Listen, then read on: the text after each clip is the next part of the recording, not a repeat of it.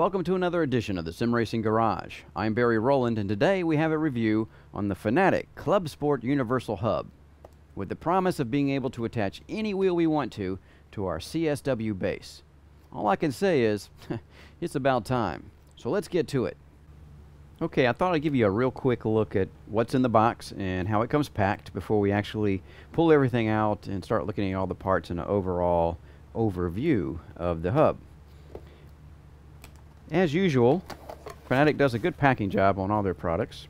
A little foamer there, and everything has its place in the foam.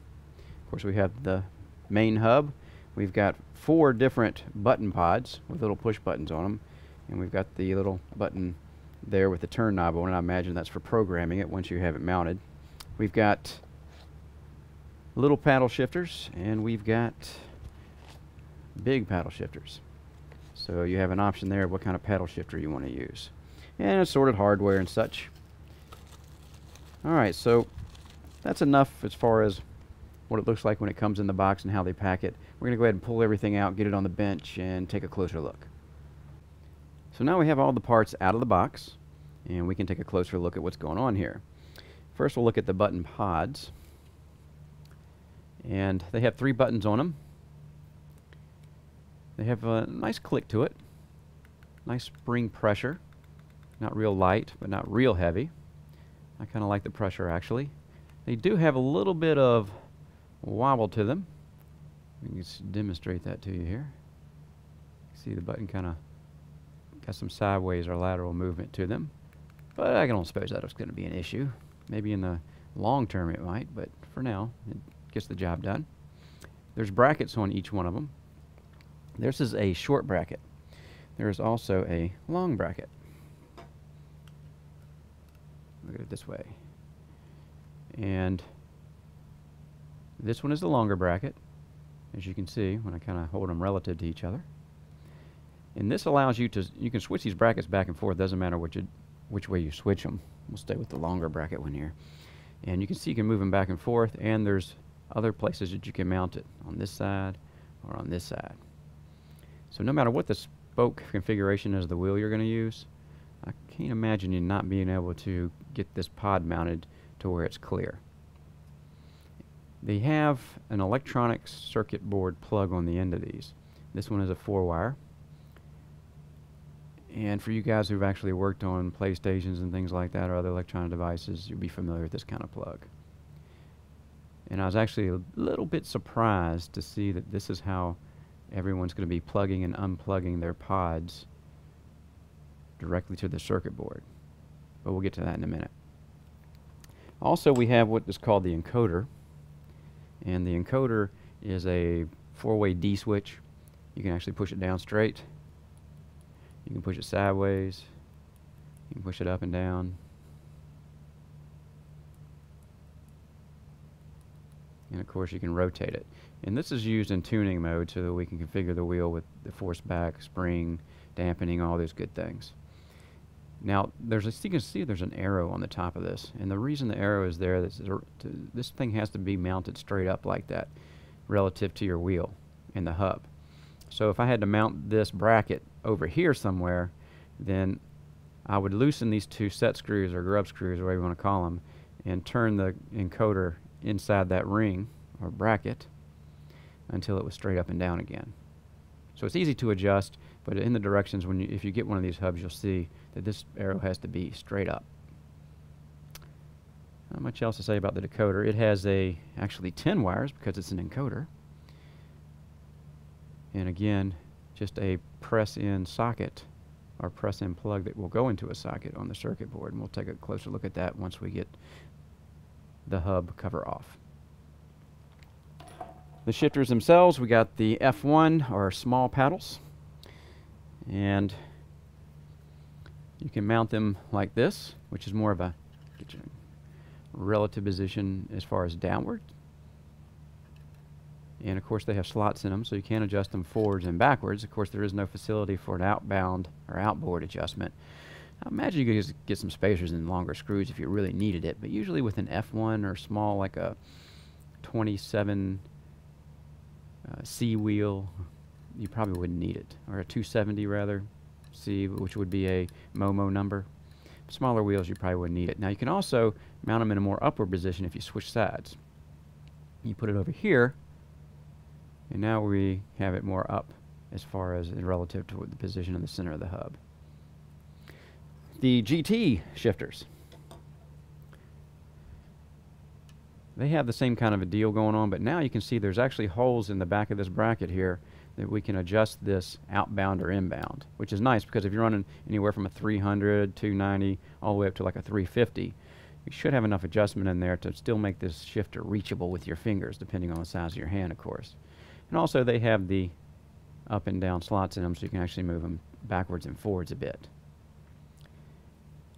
Not much to see there. The shifters themselves, you can actually see them here on the hub, and they're very stiff when you use them. You push them down, there you go.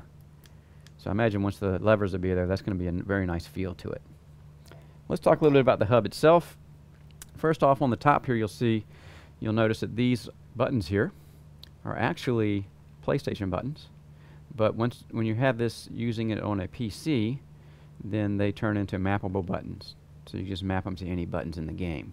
If you didn't want to mount one of these pods because you have a classic looking wheel or something, then you really don't have to, because you do have some button functionality on the top there. Even though when you're driving your wheel and turning and everything, I'm just not sure exactly how practical that's going to be to reach your finger up there in between the spoke or above the spoke and push a button. But hey, it is possible. Also, you'll see this is the tuning button down here that puts it in tuning mode, and then we can actually use these buttons over here in the pad to actually make adjustments without the encoder. At least that's my impression. We'll find out once we get it all mounted up and use it. The hub itself, of course, is just like on the steering wheels.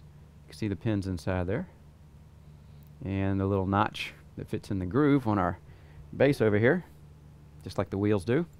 Nice tension on the quick release spring, and it comes in basic black. It does have the hole for tightening the hub up once it's onto the base, just like the steering wheels do, and it does come with that screw in your little parts bag here. Anything else we want to talk about? Yes, the LCD on the top here that comes mounted in the flat position, which you'd have to be standing up to really see what you're doing. I'm sure most people will be pulling this out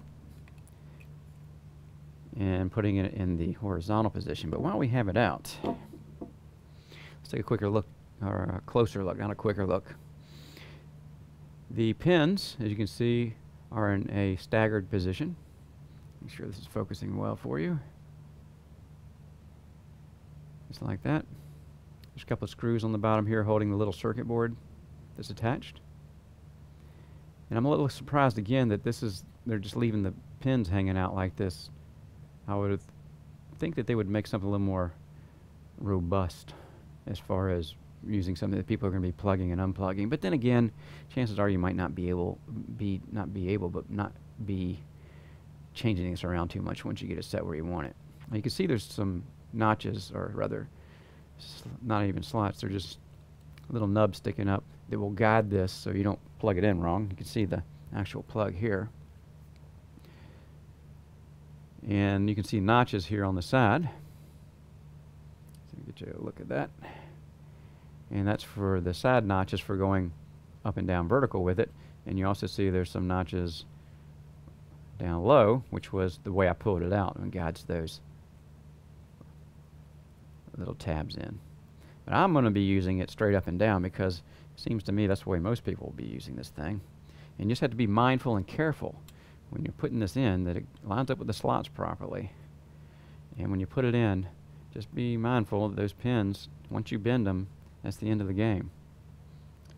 But it's not too difficult. But it is a bit fragile, so you want to be careful with it. At least I think it is. Now we have all that set up. Let's look at the front here, and that's the business end of where we're going to be mounting everything. That's where we mount the pods. And you've probably seen pictures of it with the pods hanging off the hub. And they have two patterns of holes on here. They have a 70 millimeter, which is of course the universal hole pattern for most things.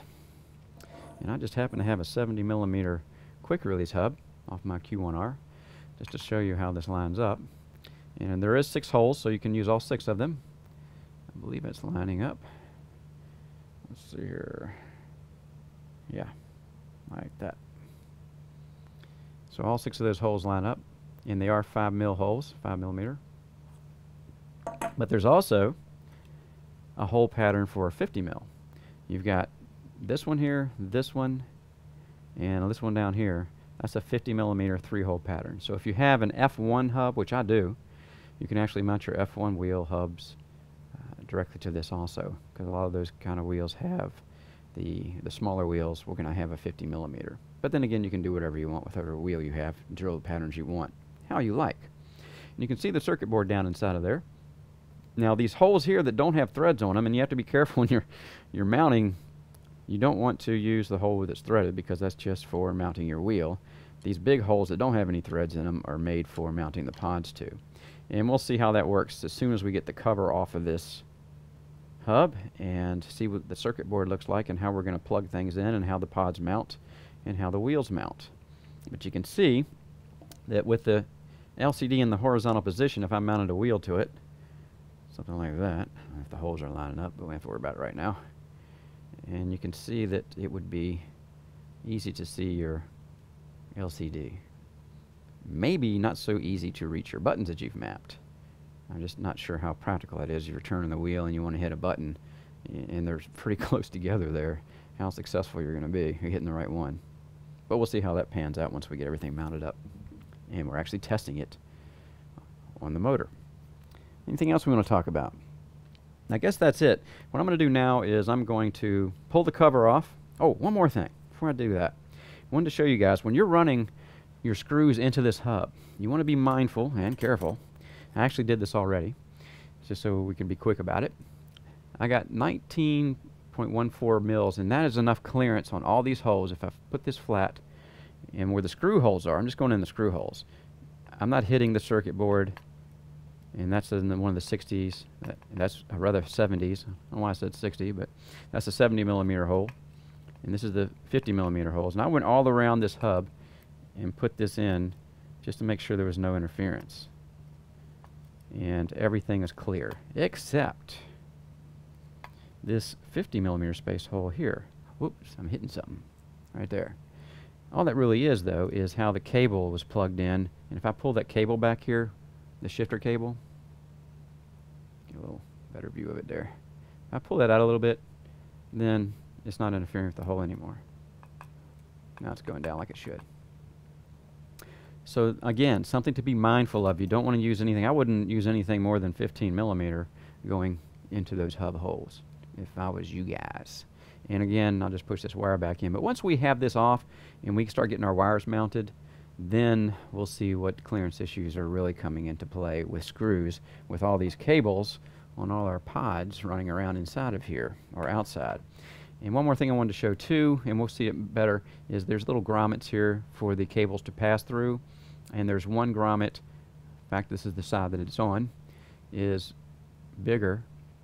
The grommet over here, whoops, over here is bigger than the one over here because the encoder cable is thicker and you have to use it in that grommet. You can't use it in the other ones because you can see how thin the pod cables are.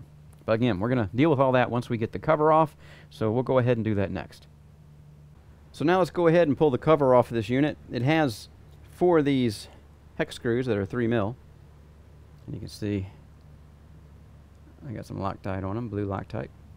And they have these little teeny washers. By the way, be careful about these little washers because they would be easy to lose.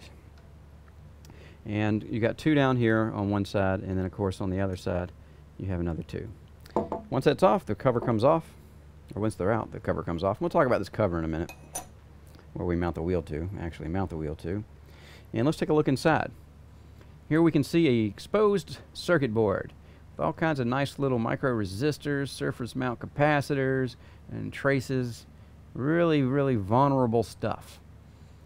I'm not exactly sure why Fanatec went this way to let consumers, or to tell consumers actually, to open up and expose the circuit board as they plug in these pods in the encoder.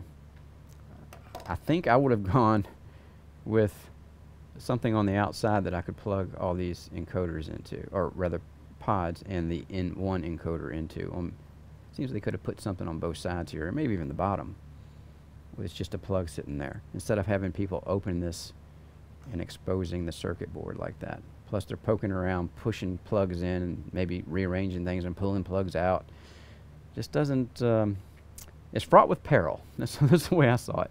But anyway, we'll see how that goes for them in the future, as far as if they get any warranty claims for messed up circuit boards.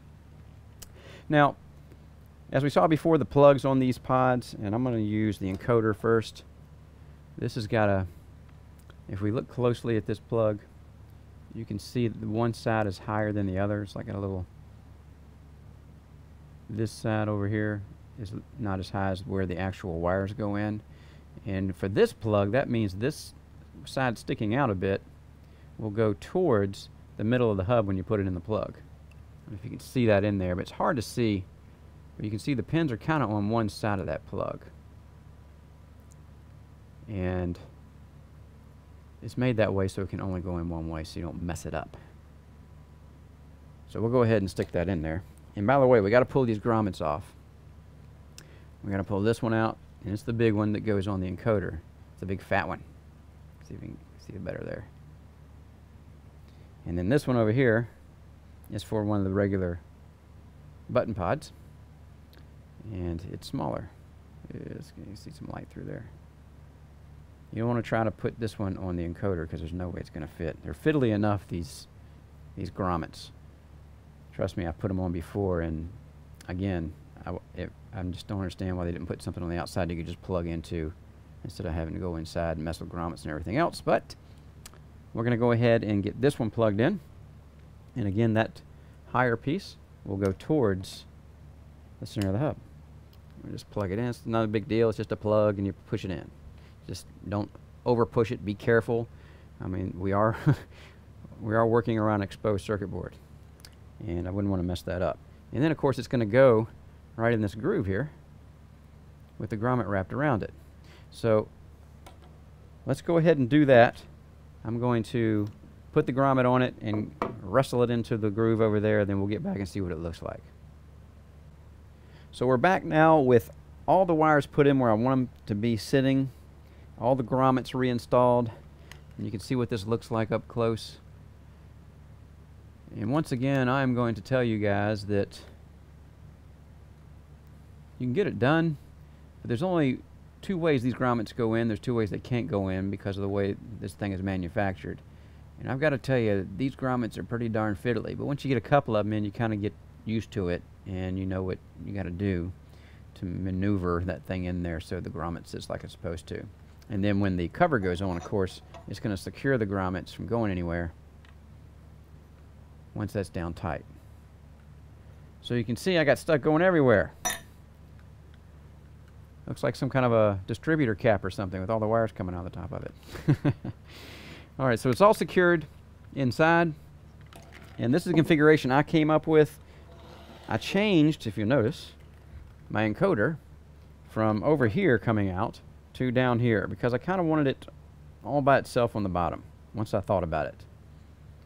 So I wanted on, this is the top of the wheel, of course, and of course you can see I just tore it out of the grommet, so I can just pop that back in hopefully. But that's where I wanted it to be, and I put the long ones with the long bracket pods on the top part, or where it's going to be on the wheel, and I put the short bracket guys on the bottom. I just thought that's probably the easiest way to go about it, and actually I'm just going to pull the top of this grommet up if I can sneak that in there without moving it much. There we go. Well, we're going to have to rearrange it a little bit, but we will fix that before we get the top secured back on. Again, these things, man, once you get your grommets in, I would suggest you go ahead and close this puppy up to keep them from coming out again. But I can't do that because I still want to talk about this part. Now, if you look at this, of course, we saw before that it has screw holes in it. It has the 70mm pattern, a 50mm pattern. But once you take this cover off, it's kind of a nice surprise in there. You can see that there's actually built-up reinforcement points where your screws are going to go. So be it the 50mm pattern or the 70mm pattern, They are all kind of built up, which is a good idea because that's where all the stress is going to be on this hub, just those screws attaching. And putting in as many screws as possible is probably a good idea too. 3 is probably minimal, and it will work, I imagine, but I would like to put 6 in there, and that's probably what I'm going to do when I mount my Momo Mod 30 to this hub. Now we've got to take and affix some screws. I'll show you what those screws look like. These little guys here. Get you a good focus. And you can see it's kind of a square looking thing, and it's got threads on it, and it does not thread into this top, which would have been too easy, I guess. But it does fit in there, and if you can see the way it sits a little bit higher, and that top flange on it that's facing you is higher, and there's a little notch built into it on the bottom, and that's what is going to hold on these guys.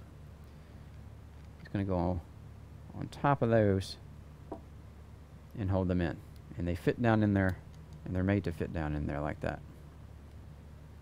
So we can see now, get you close, how flush that is once it's fit on there. Right, so unfortunately though, it doesn't just screw into the top. It just sits in the hole. You have to take one of these, and these are those nylon safety nuts, and secure it from the rear. I'm not going to do it all the way just yet. And this is what actually holds all your pods on, is this little connector here, this little fastener.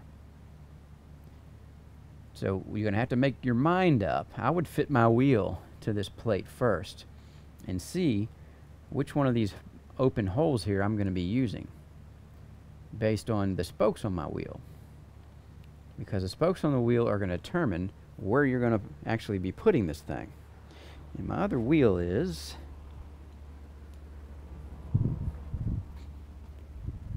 I'm going to use this wheel, a little generic wheel. I'll probably be using my Mods 30 and maybe the 27 too, just to play around with them, and with the pods attached still to the wheel. I'm going to try and see how it fits on the hub, so I could use actually the electronics package also, because I have USB on those.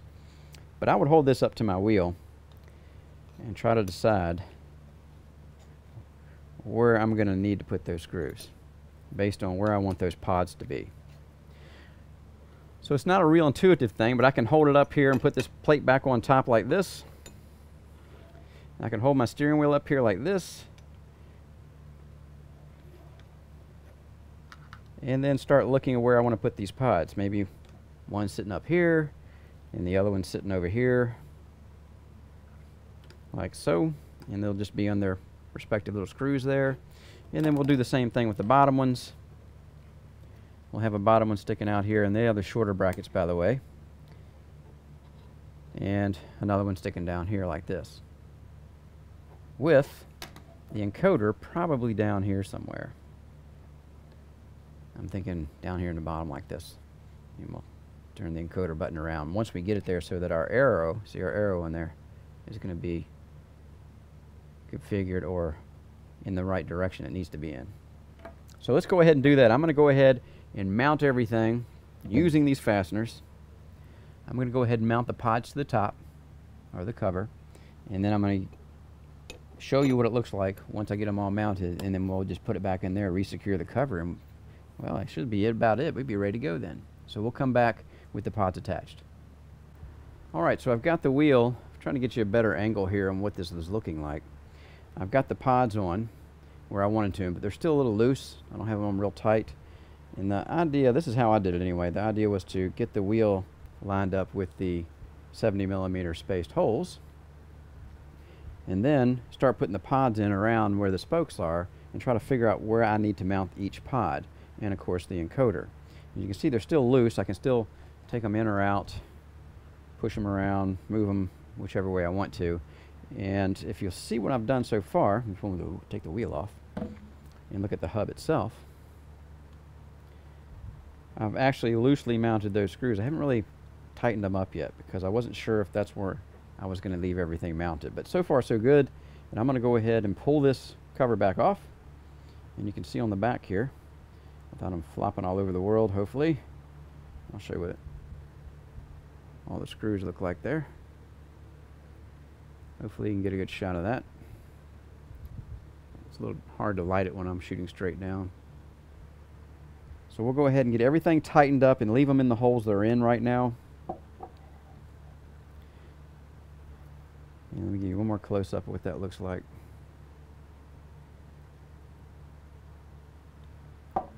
And you have to tighten up the 3mm tops here with the bolts on the back.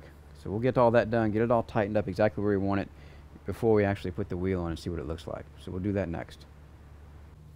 Before I actually we tighten up the faceplate here on this hub assembly, I just wanted to show you guys, now that we've got them all tight, I just want to show you guys something that you saw before when I had these loose on the last segment, and I was showing you the nuts on the bolts on the back. Now I was going to tighten those up. Everything is still plugged in. The pods are actually plugged into the circuit board at this point, and I did all this by hand, got them started, but when I started tightening them and had a 3mm wrench on the top, the hex wrench, and an 8mm on the bottom, when I first put them together and tried to hold it together with two hands while I'm trying to tighten, I noticed right away that this probably wasn't the best way to go about this. I've got a wrench hanging back here that is possible it could slip, and if it hit that circuit board in there like I was discussing before, could be a disaster if it hit that circuit board. So the best policy here, or the best practice, would be to unplug everything, or not plug everything up to begin with, and just work on this front plate and the pods by themselves without this thing plugged in. It's a lot easier. Then you can move this hub as it's exposed now. You can move that out of the way and work to your heart's content on this and slip and drop tools and all you want to without worrying about hurting anything in there. Just much easier way to do it, not as fiddly. Alright, so we're going to tighten this back up, but also we have to remember this encoder here. The arrow has to be on top. We're going to have to turn that 180 degrees because this is the top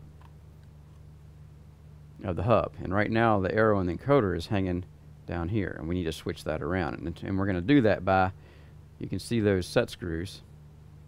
There's one there, there's one on the other side, and we just loosen those up and the whole thing rotates within that bracket assembly. So we're going to tighten this up. Go ahead and put our bolts back in.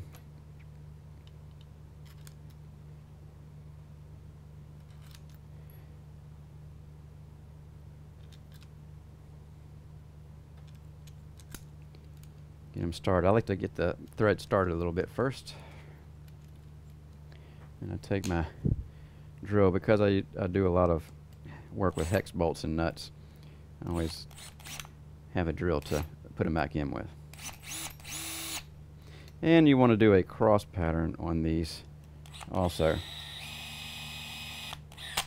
Big time saver, having a drill.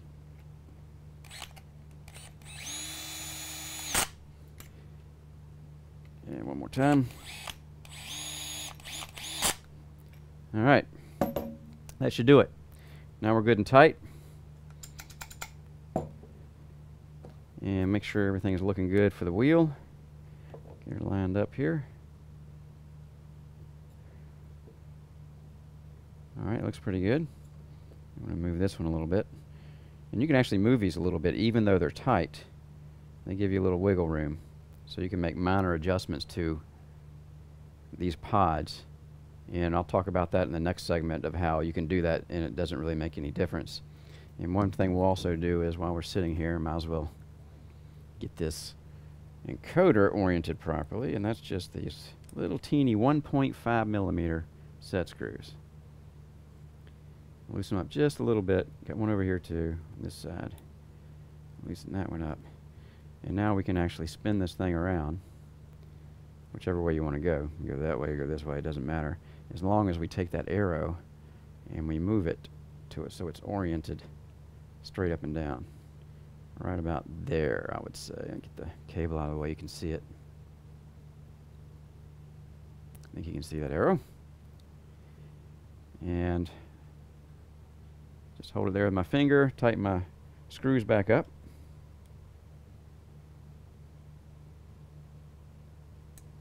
one. These are a little bitty set screws, that's for sure. And snug it up. You don't have to tighten up much. And there we go. It's oriented where it needs to be.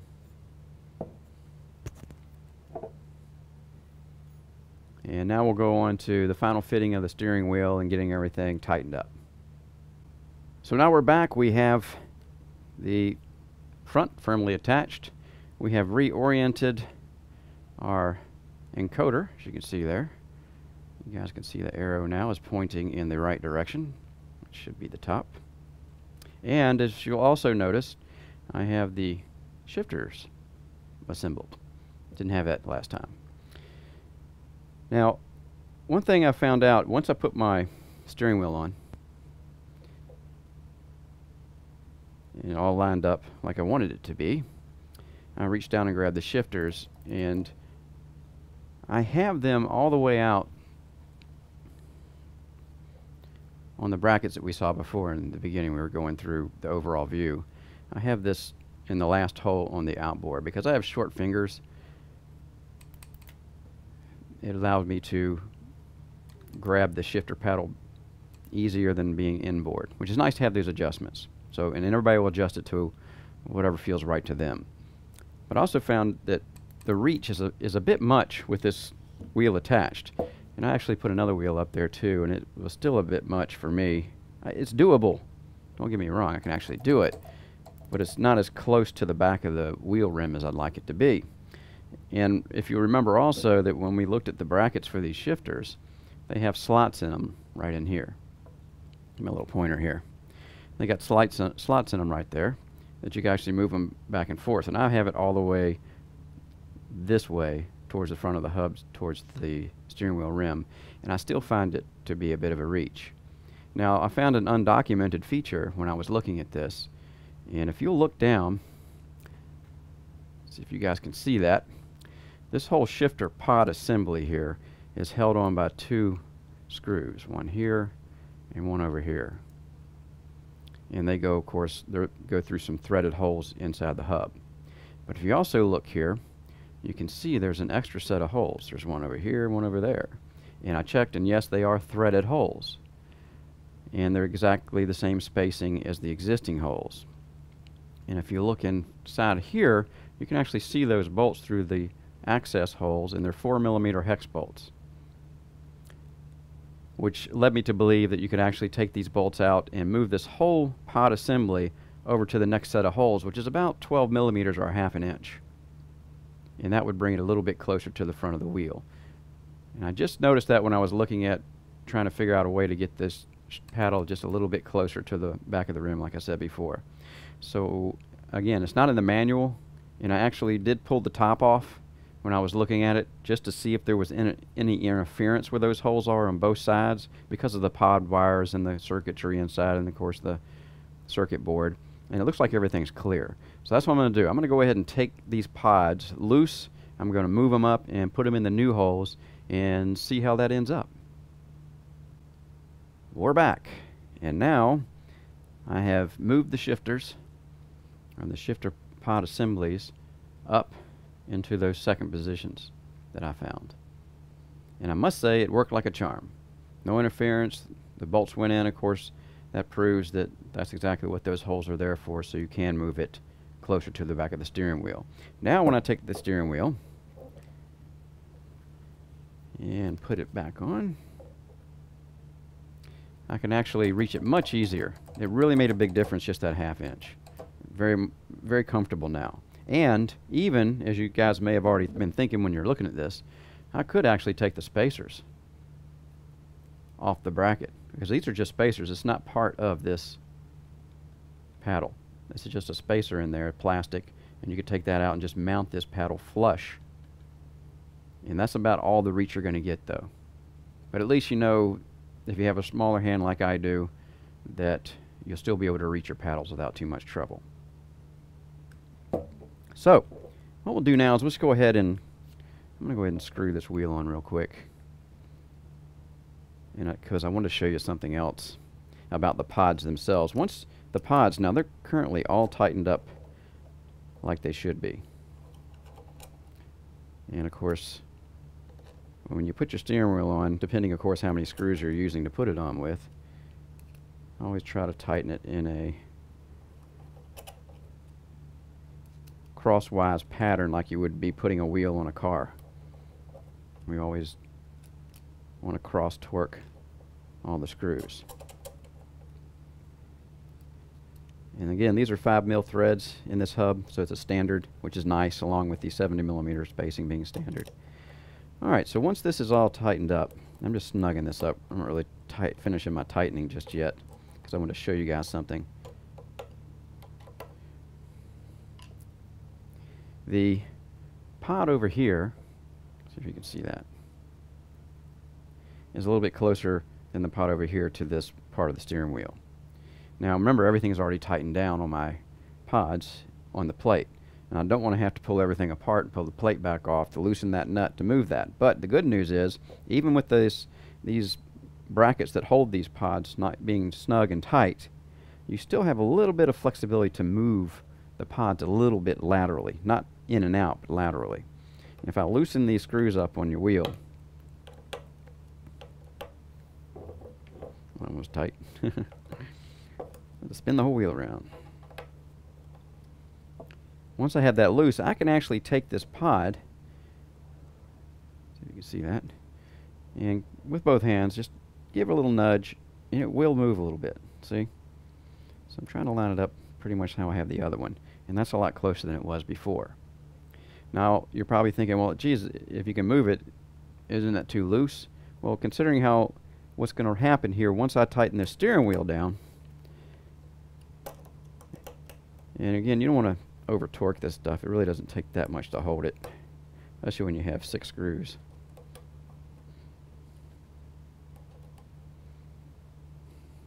One more. This part of the steering wheel, the metal part that's actually screwed down tight on top of this plate here and on the brackets themselves, will keep this from moving. It's really stiff now. So you can move it around a little bit laterally if you want to fine-tune your positioning.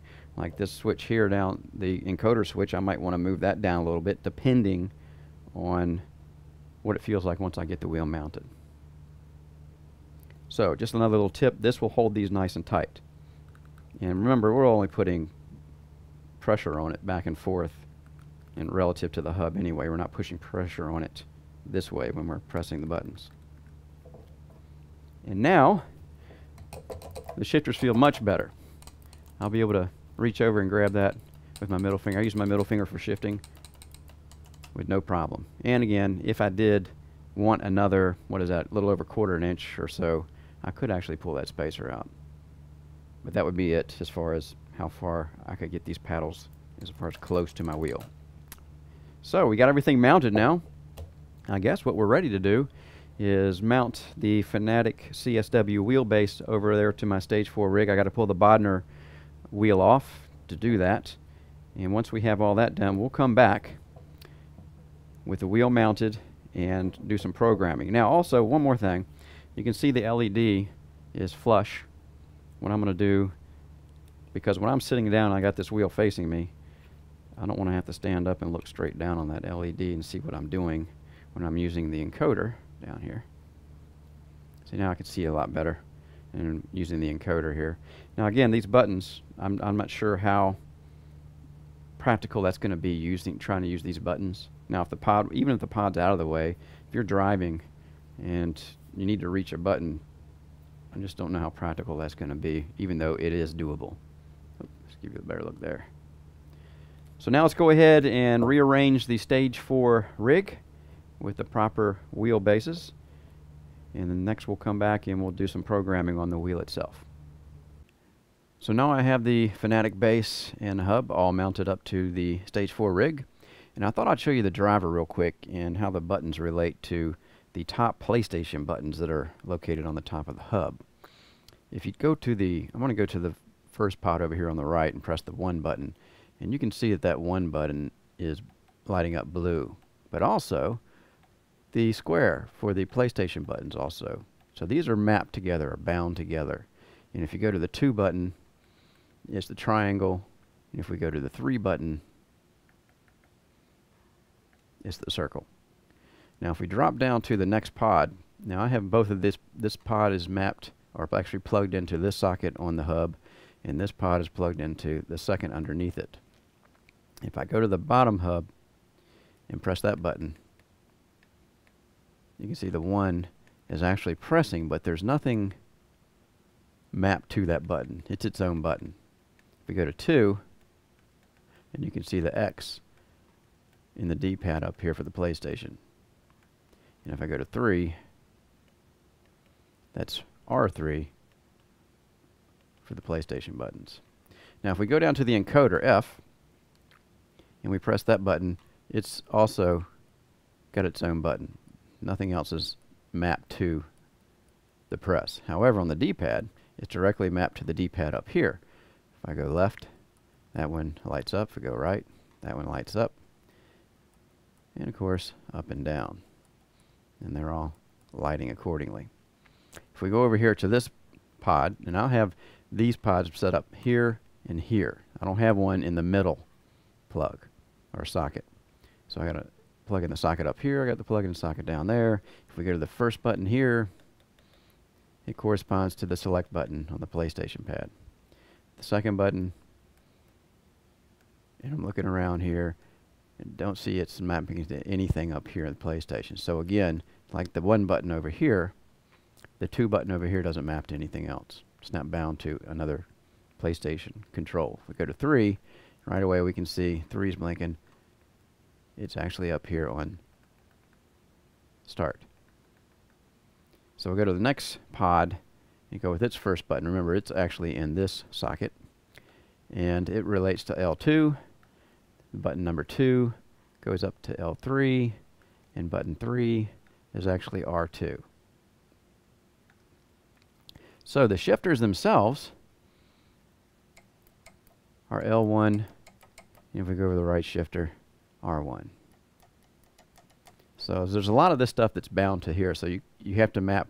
You can't map 2 individuals. In other words, if I wanted to map over here 1, we press 1, you can see it's lit up L2. If I want to do it, it's L2 no matter what. So they're bound together. I can't use this button for anything else but the L2. Just want to give you a quick shot of that. Also, when you turn the rotary encoder, you'll see that it sends the signal like it's supposed to. And the rest of the driver here is all the same for all the Club Sport bases as far as steering wheel input, display test, all that kind of stuff. We could run a quick display test and just see if the display is working. And the way I have this wheel superimposed, it might not show up. Anyhow, we're going to go ahead and remember this program is just like anything else. If I want to program the wheel itself, I just push the encoding or programming mode or tuning mode, whatever Fanatec calls it. And of course I can just go through dampener, spring rates and force and all that good stuff. Just like on the wheel itself without the hub, if you just had the regular CSW. So there's nothing new there. No sense in talking a lot about that. I'm going to go ahead and set up with some basic settings and give the hub a spin here. And we'll do iRacing. I might do something else, but I know I'm going to do iRacing. And that way you can get a look at how the thing actually behaves when using the buttons and mapping the buttons in the game itself. So we'll get to that next. Alright, we're at Lime Park and iRacing in the McLaren. I'm going to run first my generic wheel, then we're going to run the Momo Mod 30 that I have in 2 different configurations just to see how well this universal hub adapts. And you can see I've already mapped a button there to exit and get into the car. So the buttons work fine. I tried some other buttons too, and all the mappings work just like advertised. No problems there. And I will say that the hub does a great job at what it's supposed to do. Take any wheel and make it feel like you were running the GT wheel if it's a bigger oval wheel like this one is. This is a 320 millimeter. And if you're running an F1 wheel, make that feel like you're running an F1 wheel. It just does what it's supposed to do. This is again the original GT wheel that came as part of a kit with my Leo Bodner Sim steering system. Also of note here is the new drivers and firmware which is 253. 200 for the driver, 53 for the firmware. I'm not feeling the center looseness that I was before. I believe these drivers and firmware have done something to eliminate that, just as an observation. Alright, so now we're in the Momo, and all we did was unscrew the 6 screws and put the Momo on and screw the 6 screws back on. I had to adjust the pods just a little bit because of the spoke differences between the two wheels. And I must say, this is one of my favorite wheels, and it's great to be able to use it on the CSW. It's a real racing wheel, and anytime you can have a real racing wheel in your hands, it's just a great feeling. I really like that. So we're going to run this one around the track for a little bit before we actually take the hub back off and take all the parts off, take the pods off, take the shifters off, and put the electronics pod back on this Momo, and then bolt it to the hub and see how it does. Yeah, I really like this Mod 30. Gets me good times too. I think I did a 49 here on this lap. Alright, so now we're going to get into the Momo with the pod attached. And here I'm running off just the USB cable, which is one of the reasons why I order all my custom wheels with USB cables on them. Even though, there's a cable, but it's a coil cable. It really doesn't get in the way. I never even notice it. It allows me to run these wheels on just about any platform I want to. I can run this on the Thrustmaster, and now because of this CSW hub, I can run it on the CSW too. And of course I can run it on the Bodner wheel and when the AccuForce when that comes out, or any other non-proprietary type wheel comes out. So this is great running it with the electronics pod. I really like this. So this is going to open up a whole new world for CSW owners who want to do something different with their wheels. I really think that Fanatec has done a great thing here. Finally, as I've said before in the review, and I'll probably say it again, it's about time that we've got something set up now that where we can use any wheels that we want to. And this CSW base is feeling pretty good. By the way, this is a new base. I bought this 2 weeks ago when I bought the hub so I could test it. And so far this base has been doing a very good job. Alright, well, we did some running in the wheels now, and what we'll do next is we're actually going to take a look at the disassembly and the changing, or rather the changing over of the wheels on what it takes to change from one wheel to the next, including adding the pod to this Momo wheel. So we'll get to that next.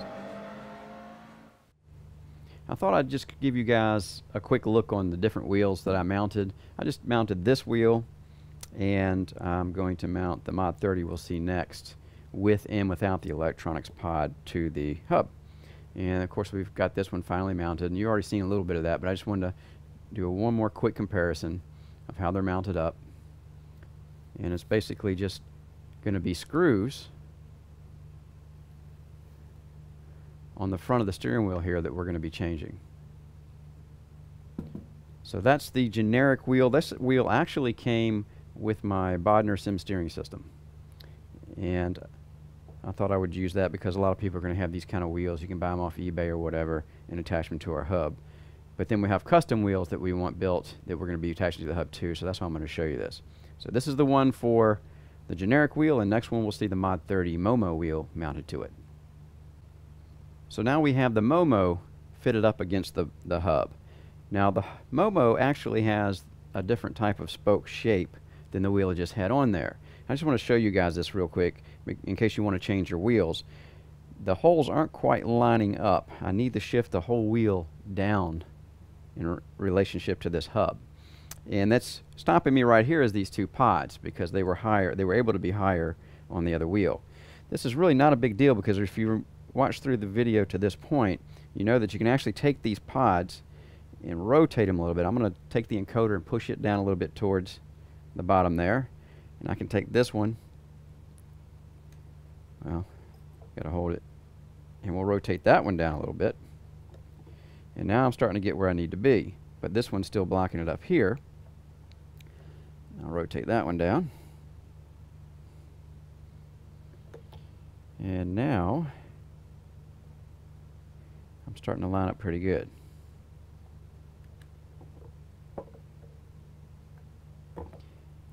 guy's got to come down some more. And we'll get that down here, down to our encoder. And you see our encoder's getting pretty close to the bottom spoke there, but that's okay. We can actually push it back a little. And again, it's a little fiddly. You just have to keep playing with where the pods are located. And it's really the two bottom ones that are only the problem for me. Oops. And you can see they move just a bit. Just enough to get out of my way.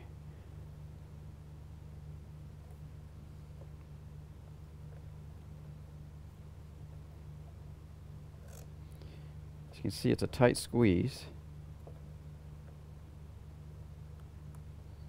But we're going to make it, and there it is. So now I'm good to go. I can actually put my screws in. So let's do that.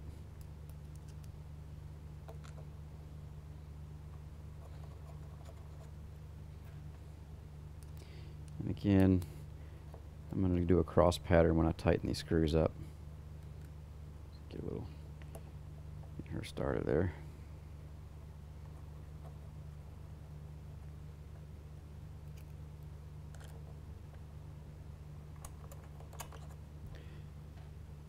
This goes pretty quick, so I'll just go ahead and keep rolling the video while we do this. Yeah, bear with me here.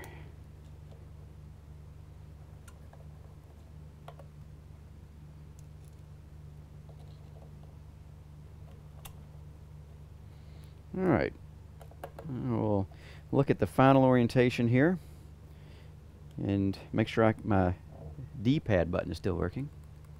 It looks like it is. Still rotate it, no problems there, no clearance problems. I might want to get this pod back up a little bit just because I like things to kind of look neat and match every chance I get. And the top ones we didn't have to do anything with. If anything, if I was just going to run this wheel alone, I might even take these off and slide them down some more. But maybe not, because if you look on this particular wheel, when I'm usually running this wheel, my thumbs are up here when I'm running it on these ergonomic sections up here, which is really comfortable. And of course, if I'm doing that, doing my shifters, my thumbs are up here, then these buttons aren't that far away. So I might just leave it alone just so I can go to different wheels and make it easier on myself. So once that's all done, remember we can just snug all these screws down here. And that's going to tighten down on top of those brackets on the hub so they won't move anymore. Oh yeah, nice and tight. And there we go. Now we're ready to use the Momo wheel, which at this point you probably have already seen running in the video, the way I'm going to do the video. But I just want to show you guys how that worked. Now what we're going to do is we're going to take the Momo back off. Remember, this is a custom Sam Maxwell wheel with the electronic pod, this guy here. And we're going to put this back on the wheel and mount the whole assembly to the hub. But to do that, we've got to take all of our pods off. So we're going to go ahead and take all the pods off, get everything normaled back up, get the electronics pod back on this wheel, and we're going to use some longer screws like these as opposed to these short screws, because we have to go through the wheel and that electronics pod to be able to make it to the hub. So we'll go ahead and take all the pods off and get everything normaled up, and then we'll come back with it mounted with the electronics pod on it. So we're back with the Momo mounted to the pod as it comes from Sam Maxwell Customs shop. And I just want to show you on the back before I close this thing up that the screws actually are they're longer, of course, because they have to go through the pod and attach the hub plate to the back. But they're a nice height. I don't have any fear of it interfering with anything inside the pod, or rather the hub. This is not the pod. Now all you got to do now is take the hub and attach it to the plate, which is simple enough. Goes right on like that. And we'll throw our long bolts back in again. And you also notice I took the shifters off because I don't need them with this wheel. This wheel has its own shifter paddles. No sense in leaving the other ones on.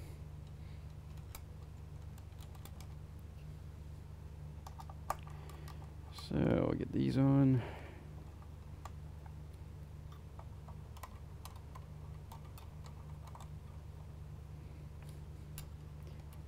Again, I'm always tightening and cross patterns.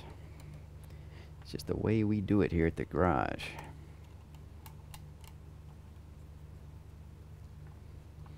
All right, we're nice and snug.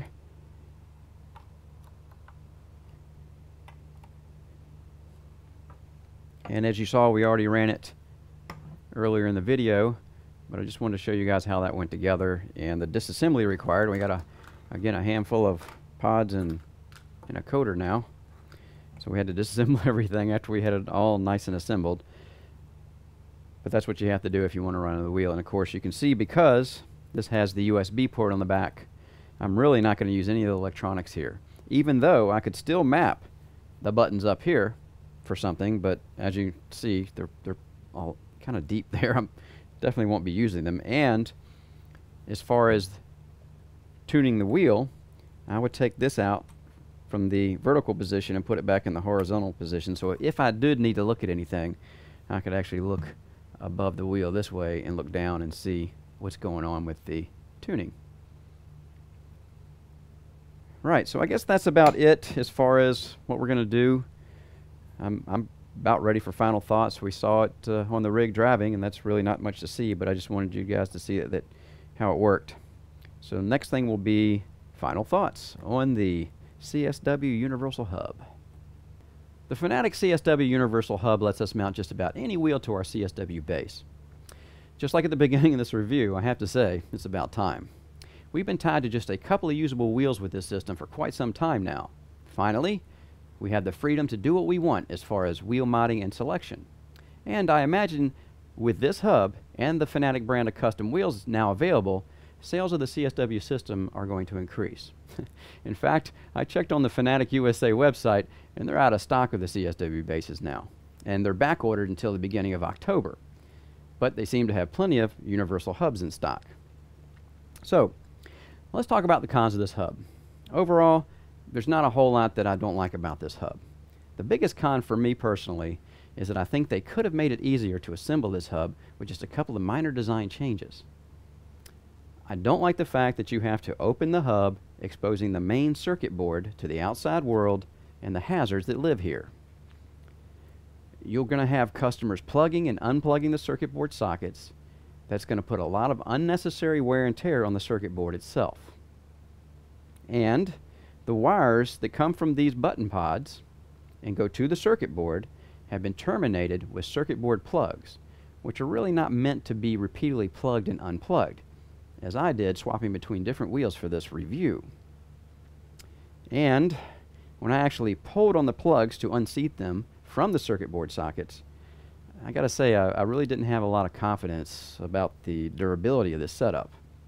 Instead, they could have put sockets for the button pods so they plug in on the perimeter of the case of the hub itself, which leads to another con. To assemble the pods to the hub, you have to again open and expose the circuit board. Using brackets that have a countersunk bevel with matching flathead screws, which would go into threaded holes on the front of the hub, just like the holes for mounting the wheel, I think that would make a big difference. Just making these two changes would make a much simpler and quicker wheel change-out process and eliminate any unnecessary strain on the hub circuit board itself. Now, the pros of this hub are very easy to see. Like I mentioned before, now we can use just about any wheel we want, even one with a 50mm bolt pattern. And this opens up a whole new world of modding and wheel selection that up to this point pretty much had been closed to the fans of the CSW system. I also like the fact that there are 2 shifter pod locations available on this hub, which gives more options than just the slotted holes you see that are in the paddle mounting brackets themselves. And that gives us more range for the reach and adjustment of that reach of our shifters themselves. Also, I never had any operational problems while using this hub. It did everything it was designed to do and never missed a beat. With a couple of the previously mentioned design changes, this hub could be pretty much bulletproof. If you have a Fanatec CSW wheel system, I highly recommend this hub. It will give you the freedom to do things with the CSW base that before were very difficult to do. Well, That's all for now, and don't forget to subscribe to our channel or just check back often for reviews on sim racing hardware. I'm Barry Rowland, and thanks again for watching the Sim Racing Garage channel.